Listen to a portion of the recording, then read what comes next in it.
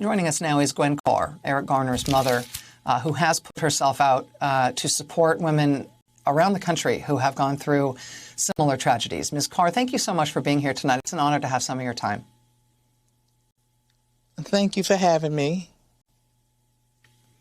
I just wanted to know your reaction to the verdict in the Chauvin trial. You had put yourself out there to try to support Daunte Wright's mother when he was killed just a couple of weeks ago in Minneapolis, very nearby where this trial was held. There's been so much emotion and so much anticipation and worry in this country about this verdict. What's your reaction to it today? Yes, it's so much tragedy that's going on, one thing after another. And today, just to hear that they were going to do the right thing to charge this police officer for the crime that he had committed, I was elated. I mean, tears came to my eyes when the verdict came down. I said, wow, finally we get a glimmer of justice. That just doesn't happen. It didn't happen in my case. It didn't happen in Sean Bell's case and Michael Brown, or in none of our cases, and it was like the evidence was there. And with my son, it was a video, just like in George Floyd's case. But they decided not to indict, adding insult to injury. They dragged their feet for 5 years before the DOJ said they wasn't going any further. But we have to go further. As mothers, as families, we are going to go further. And that's the only way that we're going to push them to do the right thing. And that's the only way that I even got a departmental trial.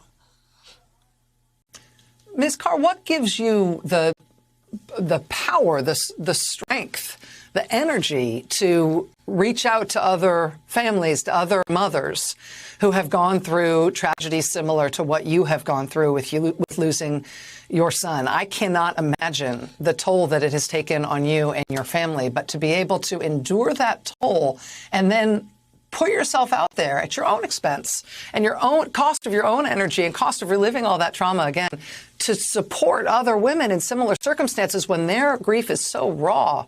How do you have the strength to do it? Well, first of all, I have to pray a lot. You have to pray before you go out here on this journey.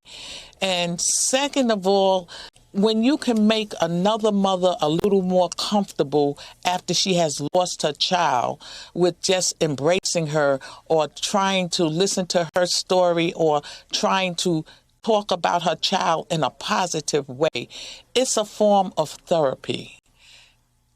If you could just help one mother, which I try to help many mothers, but sometimes when the mother is not where you are, they are like bedridden, hospitalized, taking heavy medication, and some are even tempted to commit suicide. And if you could just talk these mothers down, if you could just say like an enlightening word to them and they listen and they can come back to you and say, what you said to me really helped me. That's therapy. And it makes you feel better about yourself, and it makes you feel like you're doing something for the country, doing something for the other mothers, and you're doing something for yourself and helping your child's name get recognized. I am so sorry that chain of empathy has to exist in our country and that it never stops. And it seems like we can't even get a break in the momentum of it. But your willingness to pass that forward in that way and to offer the kind of support that nobody who hasn't been through it can offer somebody else who's in those circumstances newly. It's a deep thing that you're doing for the country. Gwen Carr, the mother of Eric Garner, thank you for being here. Thank you for having me.